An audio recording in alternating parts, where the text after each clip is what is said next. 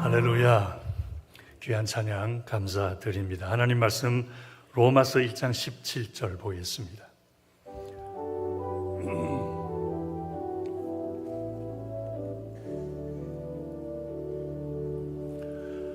같이 큰 목소리로 읽어보도록 하겠습니다.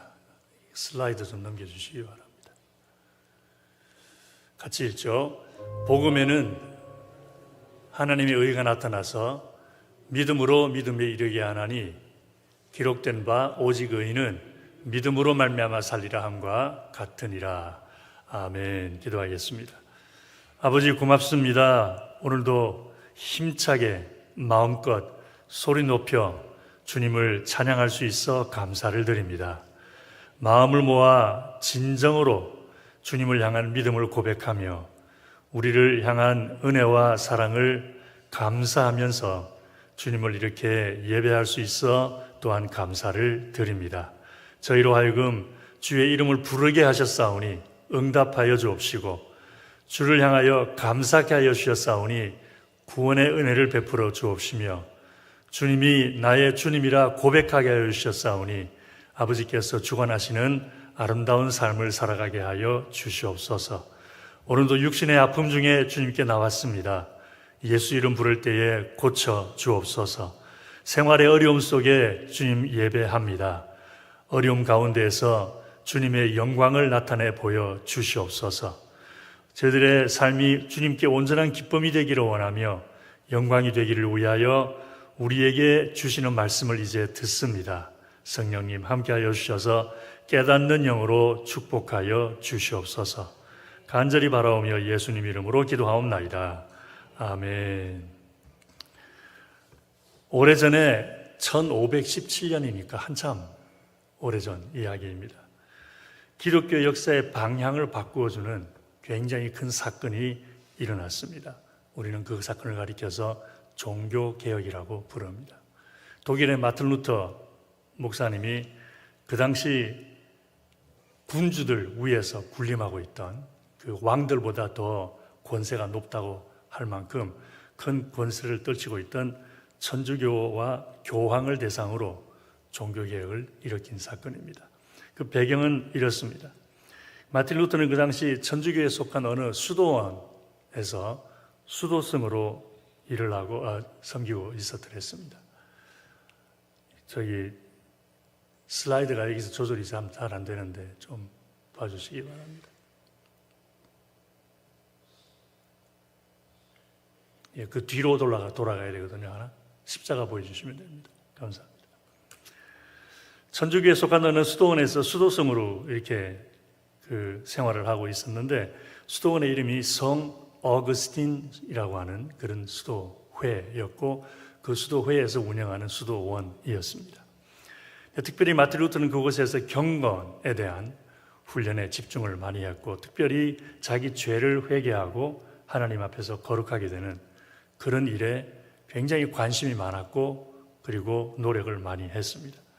죄를 용서함 받고 구원에 대한 확신을 얻고 싶어서 무척 노력을 많이 한 사람으로 알려져 있는데 로마에 있는 베드로 동상까지 올라가는 계단이 몇 개가 있는데 그 계단을 무릎으로 올라가서 베드로 동상에 엄지발가락에 입맞춤을 하면 어느 정도 죄가 시천받는다라고 하는 그런 그 거의 미신에 가까운 그런 믿음이 있어서 그것을 여러 차례 로마를 방문을 했었고 죄 용서받고 싶어하는 순례자들을 위하여 만들어 놓은 큰 광장이 있는데 그 광장을 무릎으로 기어서 몇 바퀴를 돌면 쉽게 말하면 고행을 하면 그러면 또 죄가 어느 정도 씻김을 받는다라는 그런 믿음도 있어서 그것도 무릎이 다 헤어질 만큼 몇 차례 고행을 하기도 했다고 합니다.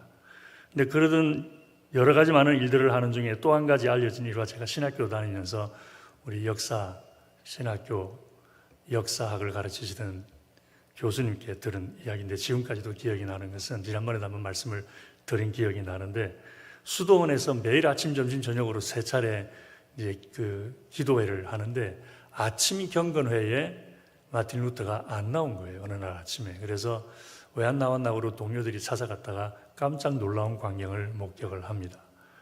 쓰러져 있는 거예요. 자기 방에 마틴 루터가 온몸에 피투성이가 되어서 쓰러져 있습니다.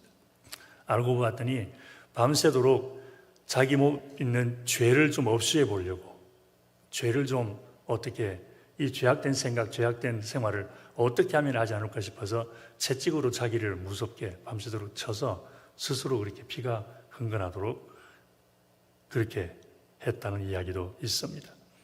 그런데 그렇게 그 문제에 대해서 어떻게 하면 죄를 용서 안 받을 수 있고 어떻게 하면 하나님 앞에 의롭게 설 수가 있을까라는 것 때문에 고민을 하며 자기 자신을 그렇게 스스로 고행을 했던 루터가 어느 날 로마서를 읽던 중에 한 구절을 은혜로 깨닫게 됩니다.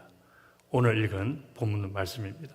복음에는 하나님의 의가 나타나서 믿음으로 믿음에 이르게 하나니 기록된 바 오직 의인은 믿음으로 말미암아 살리라. 이 말씀을 읽습니다. 슬라이드 좀 넘겨주시기 바랍니다.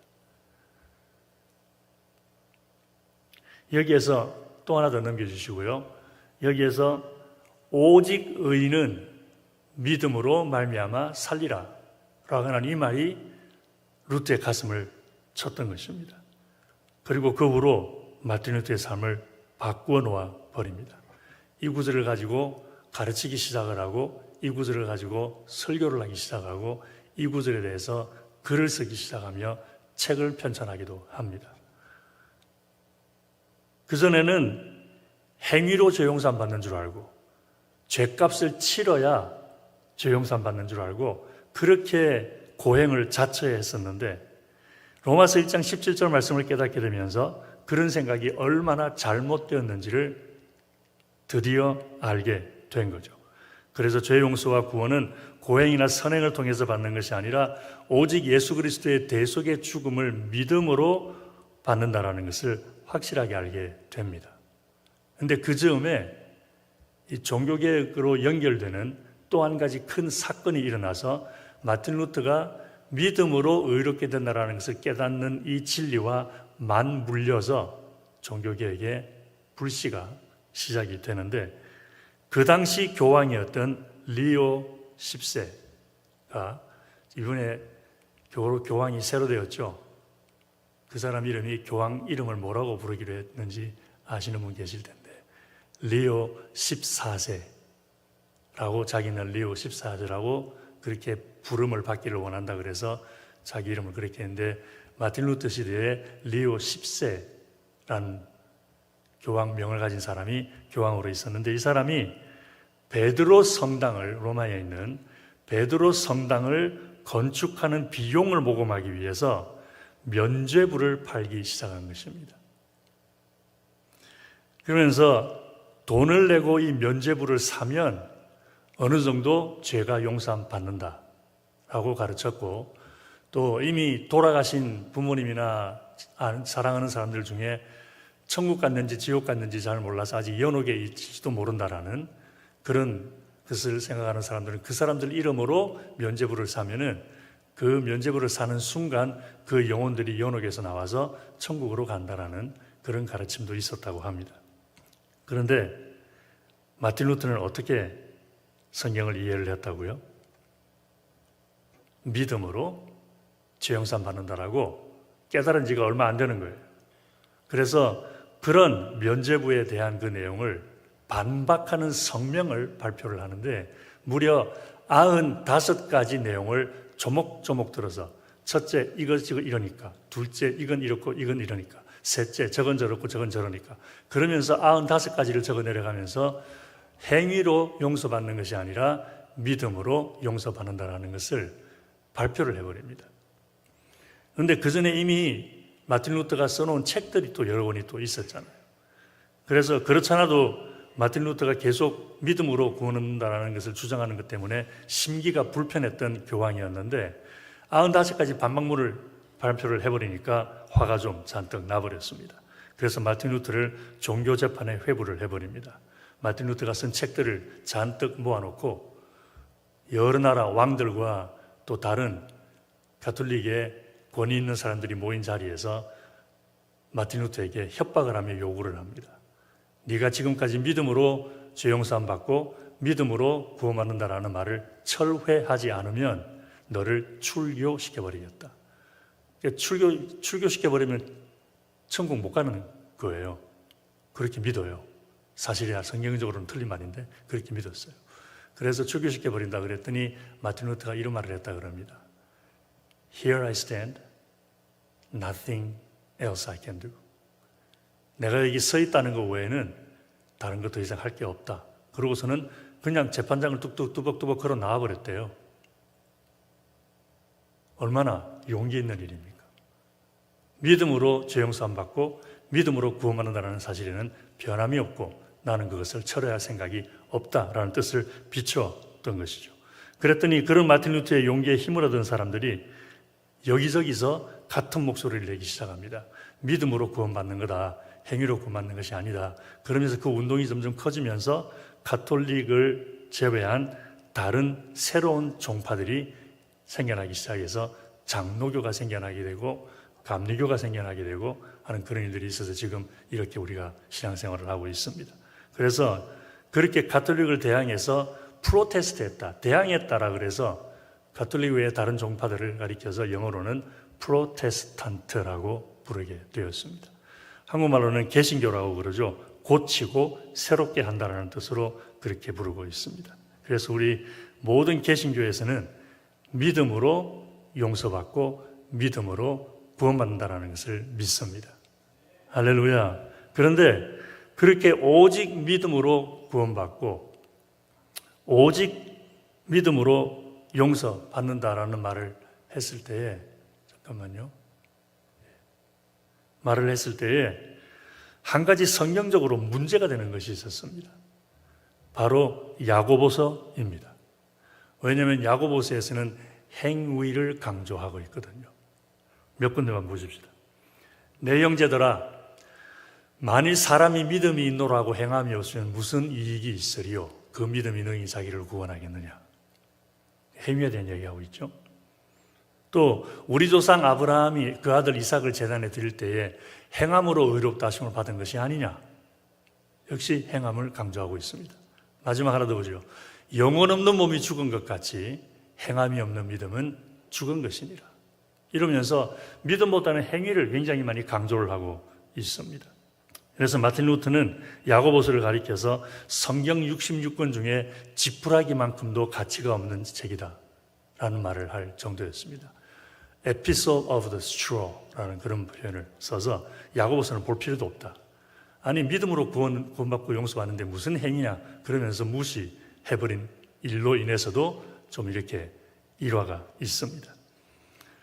그래서 성경 공부를 하다 보면은 믿음으로 의롭게 된다고 하는 로마서의 내용과 행위가 없으면 죽은 믿음이라고 하는 야고보서의 내용 때문에 혼란스러워하는 경우들이 없지 않아 있습니다.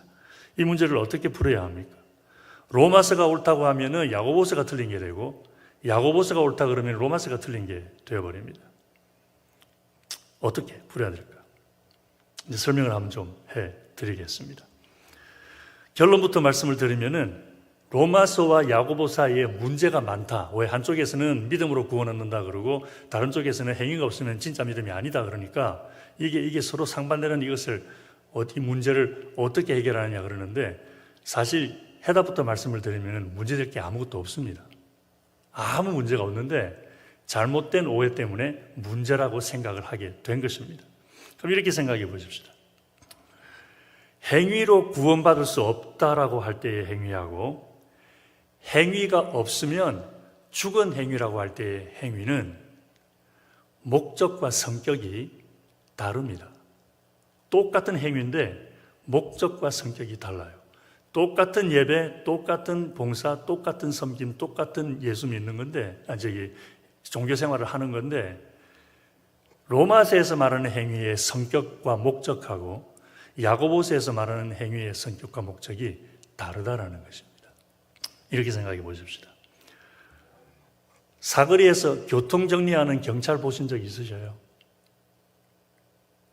미국에는 그렇게 흔치 않지만 한국에서는 가끔씩, 지금은 한국에는 없더라고요. 없지만 옛날에는 있었더랬습니다. 그리고 지금도 사고가 나거나 그러면 경찰이 교통정리를 하는 경우가 있습니다. 어떤 사람이 큰 사거리에서 교통정리를 열심히 하고 있어요.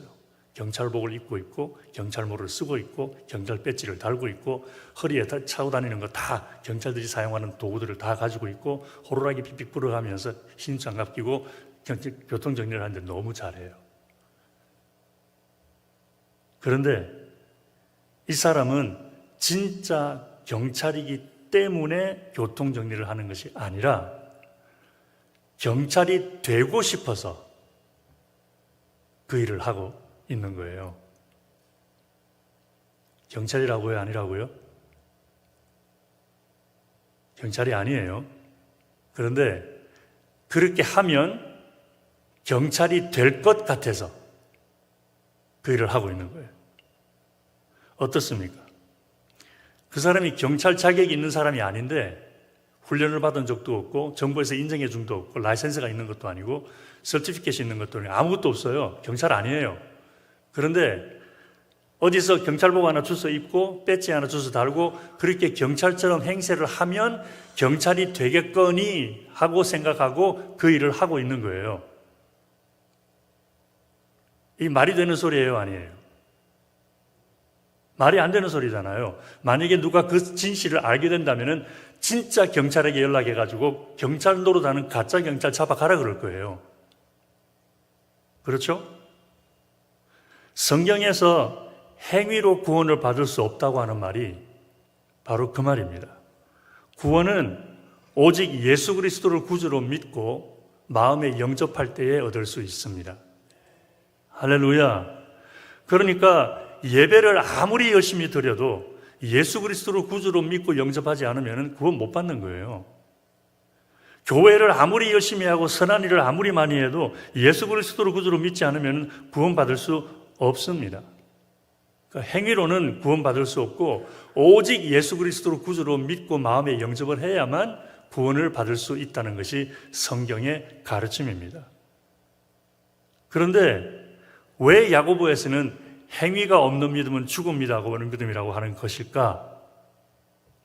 아까 말씀드린 것처럼 야고보에서 말하는 행위는 구원받기 위해서 하는 행위가 아니라 구원받은 사람이라면 마땅히 보여야 할 행위를 말하고 있기 때문에 그렇습니다. 구원받기 전에 예배드리면 구원받겠지, 교회 열심히 일하면 구원받겠지, 선한 행동하면 구원받겠지, 그러고서 하는 행위를 가지고서는 구원이 안 된다라는 것입니다. 그러나 예수 그리스도를 구주로 믿었다면, 그렇다면 예배와 섬김과 선하고 착한 삶은 자연히 일어나는 삶의 행위라는 것입니다. 그래서 행위와 믿음의 관계를 이렇게 설명할 수 있습니다.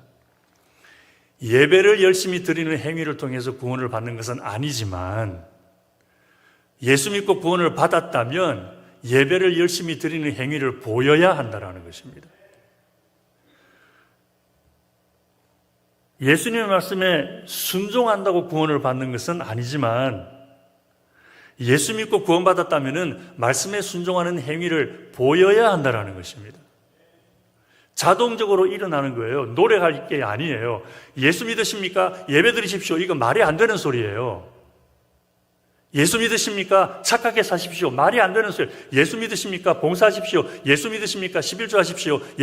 예수 믿으십니까? 이것저것 하십시오. 말이 안 되는 소리예요. 왜냐하면 예수 믿으면 자연히 그렇게 하게 되어 있으니까. 예배를 드리지 않는 이유는 예수를 안 믿기 때문인 것이고, 섬기지 않는 이유는 예수를 안 믿기 때문인 것이고, 겸손하지 못하고 남을 인정해 주지 못하고 하나님의 사랑을 실천하지 못한다는 것은 예수를 안 믿는다는 것이 뜻이기 때문에 그렇습니다. 여러분, 창조론 반대가 뭐죠? 진화론.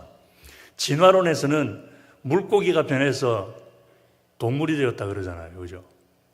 집신벌레, 아메바가 진화해가지고 세포가 점점 많아져서 물속에 사는 모가 되고, 그게 한참 지나다 보니까 발이 나오고 손이 나와가지고서 원숭이가 되고, 이런 식으로 얘기를 하잖아요. 생각해 보십시다. 물고기가 변해서 강아지가 됐어요. 그러면 그 강아지가 물에 들어가겠습니까? 안 들어가겠습니까? 뭐 수영 치려고 들어갈지 모르겠는데 살려고 들어가지는 않겠죠. 그죠? 강아지가 되었으면은 무태 사는 거는 당연한 거예요. 너 강아지 됐니? 그러면 무태에서 살아야지. 말할 필요가 없는 얘기예요. 그러니까 예수 믿으십니까? 예배 드리십시오. 이게 말이 안 되는 소리라고요, 이게. 야고보가 하는 말이 그 말이에요. 예수를 믿었다면 예수 믿었기 때문에 자연적으로 일어나는 행위가 있어야 될 것 아니냐, 이 얘기하고 있는 거죠. 그래서 야고보는 이런 말까지 합니다. 행함이 없는 내 믿음을 내게 보여라. 나는 행함으로 내 믿음을 너에게 보이리라. 믿음이 진짜라는 것을 증거하는 것이 행위라는 것입니다. 그래서 행위가 없으면 믿음은 가짜다라는 말이 그래서 나온 말인 거예요. 사실인지는 확인할 길이 없지만 오래전에 읽은 재미있는 글이 있습니다. 외줄타기를 아주 잘하는 사람이 나이아가라 폭포를 양쪽으로 캐나다하고 미국하고 밧줄을 걸어놓고 건너갔어요. 사람들이 박수를 치고 막 축하를 해줍니다. 그랬더니 이번에는 한 수를 더 떠서 등에 무거운 돌멩이를 짊어지고 건너가요. 무사히 건넜어요. 사람들이 막 환호했어요. 이 사람이 묻습니다. 여러분, 이제 제가 무거운 돌멩이를 등에 짊어지고 이 밧줄을 타서 건너갈 수 있다는 것을 믿으십니까? 예, 믿습니다. 그렇다면 여러분 중에 등에 엎여서 건너갈 사람이 있으면 나오시기 바랍니다. 아무도 안 나옵니다. 나도 안 나갈 것 같아. 믿는다는 얘기입니까? 못 믿는다는 얘기입니까? 믿는다고 말은 했지만, 지금 눈으로 보았으니까, 그죠? 믿는다고 말은 했지만 사실은 못 믿겠다는 것이죠. 야고보가 믿음에 대해서 하는 말이 바로 그것입니다. 예수 그리스도를 구주로 믿는다면 말씀대로 행함으로 그 믿음을 보여야 된다는 것입니다. 근데 말씀드린 것처럼 보이려고 노력하는 것이 아니라 자동적으로 그렇게 돼요. 내가 누군가를 사랑하면 그 사람을 좋아하게 되고 선물해주고 싶어하고 그 사람이 기뻐하면 나도 기뻐하는 거, 이거 억지로 되는 겁니까? 저절로 되는 겁니까? 내가 저 사람 사랑하니까 선물 사줘야지. 힘들어, 안 사줄래. 그래도 사줘야 돼. 왜? 사랑하니까. 그래서 사주는 사람 있나요? 사랑하게 되면 그냥 하게 돼요. 마찬가지로 예수 그리스도를 구주로 믿으면 그냥 말씀대로 하게 돼요. 안 되는 부분에 대해서 마음 아파하면서 노력을 하는 거죠. 예수님이 내가 받을 죄의 형벌을 대신 받으시고 돌아가신 것을 믿는다면, 그렇다면 주님의 영광을 위해 사는 삶으로 그런 믿음을 보이라는 것이 그게 정상이 아니냐라는 것이 야고보의 말입니다. 하나님의 은혜로 살아가고 있다는 것을 믿는다면, 그렇다면 하나님 섬기는 삶을 통하여 그런 믿음을 보여야 되는 것 아니냐, 이 말을 하고 있는 거죠. 그리고 만약 그런 행위를 보일 수 없다면 과연 나는 예수 그리스도를 구주로 믿는지 심각하게 생각해 보아야 한다는 것입니다. 오늘 오후에 비 온다는 소식 들으셨어요? 몇 시부터 온대요? 2시부터 온대요. 저도 궁금해서 예배 들어오기 전에 잠시 들어가서 보았더니 1시부터 온대요. 어제 오후에 집에 갈 때는 4시부터 온다는 소식을 들었거든요. 근데 혹시나 싶어서 아침에 차 파킹하고 아침에 7시 반에 교회에 왔는데 아직 비 오려면 한참 남았어요. 그죠? 근데 비가 올 때쯤 되는 저는 아직 교회에 있을 거고 서너 시나 돼야 집에 돌아갈 것 같으니까 비가 한참 올 때 집에 갈 것 같아. 제가 뭘 들고 들어왔겠습니까? 어떻게 하셔요? 그것도 큰 우산 들고 들어왔어요. 비가 온다는 예일계보를 듣고 믿으니까 준비를 합니다. 근데 이제 일부 예배 끝나고 돌아가실 분들은 염려 마셔요. 그때까지 비 안 오니까 괜찮습니다. 그러니까 비가 온다는 소식을 들었지만 내가 집에 올 때에는 비 안 올 거야 라고 생각하셨으니까 우산 안 가지고 오셨죠? 무슨 말이냐면은 사람들은 다 믿는 대로 행동하게 되어 있다는 것입니다. 예수 그리스도를 구주로 믿는 것도 그와 같습니다. 예수님을 구주로 믿는 것이 정직하다면 예수님을 위해 사는 모습을 보일 것입니다. 저절로 보이게 됩니다. 그런데 예수 그리스도를 구주로 믿는다고 하면서도 예수님을 위해 사는 모습이 보이지 않는다면 어쩌면 나는 아직 예수 그리스도를 구주로 믿지 않고 있는지도 모릅니다. 예수 믿지 않으면서 예수 믿는다고 착각하고 있을 수도 있는 거죠.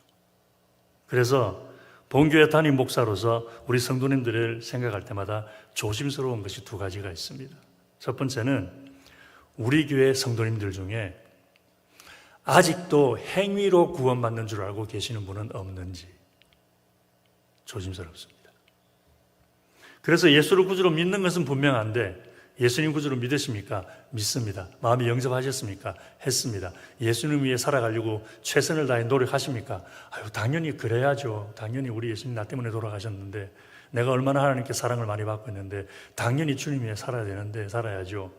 그래서 그러면 천국 확신이 있으시겠네요. 그러면 교회도 제대로 못 나가고 예배도 바빠서 가끔씩 빠지고 기도 생활도 제대로 못하고 교회 섬기는 가라고는 한 것도 별로 없고 가서 하나님 앞에 내가 별 낯이 있어야지. 그러면서 구원의 확신이 없다 그러시는 분들 만나면 답답해 죽겠어요. 아니 예수 그리스도를 구주로 믿으면 구원 받는데 그리 이해하는데 이게 내가 이걸 못해서 저걸 못해서 나나 천국 못 갈 것 같다는 분들 보면은 참 마음이 너무 아픕니다. 그래서 그런 분들로 인해서 좀 조심스럽고, 두 번째는 예수를 구주로 믿는 것은 아니지만 선하게 살려고 노력하니까 나중에 천국 가지 않겠느냐라고 생각하는 분이 계시지 않을까 조심스럽습니다. 예수를 구주로 믿지 않습니다. 그렇지만 시간 나는 대로 최선을 다해서 예배에 참석하려고 합니다. 예수를 구주로 마음에 영접하지도 않았습니다. 그런데 최선을 다해서 선하게 살려고 하고 교회에 무슨 일이 있으면 도울 만큼 내가 도우고 그러고 있으니까 나중에 천국 가지 않겠느냐라고 생각하는 것도 성경적이지가 않기 때문에 그렇습니다. 혹시라도 그런 분이 계시다면 이번 기회에 구원에 대한 올바른 믿음 갖게 되기를 바랍니다. 첫 번째, 우리 행위가 좀 부족해도 때때로 말씀에 온전히 순종하지 못해도 예수 그리스도를 구주로 믿는 믿음이 분명하면 구원 얻어 천국 갑니다. 할렐루야. 반대로 우리 행위가 아무리 완벽해도 예수 그리스도를 구주로 믿지 못하면 구원받지 못합니다. 그러므로 사랑하는 성수의 성도님들, 예수 그리스도를 구주로 믿는 믿음을 견고하게 하기를 주의 이름으로 축원합니다. 그리고 그런 정직한 믿음으로 인해서 행위가 있는 그런 믿음의 행위로 하나님께 기쁨 되는 분들 되기를 주의 이름으로 축원합니다. 기도하겠습니다. 고마우신 아버지 하나님, 그 어떤 선한 행위로도 구원받을 수 없고 그 어떤 경건한 신앙 행위로도 용서받을 수 없는 죄를 예수 그리스도께서 십자가에 못 박혀 돌아가심으로 대신 짊어지셨음을 감사를 드립니다. 이 사실을 아직도 믿지를 못해 여전히 행위로 구원받을 줄 알고 악한 마귀 원수에게 속고 있는 분들 주님께서 구원하여 주옵시고 믿음으로 인한 분명한 구원을 알게 하여 주시옵소서.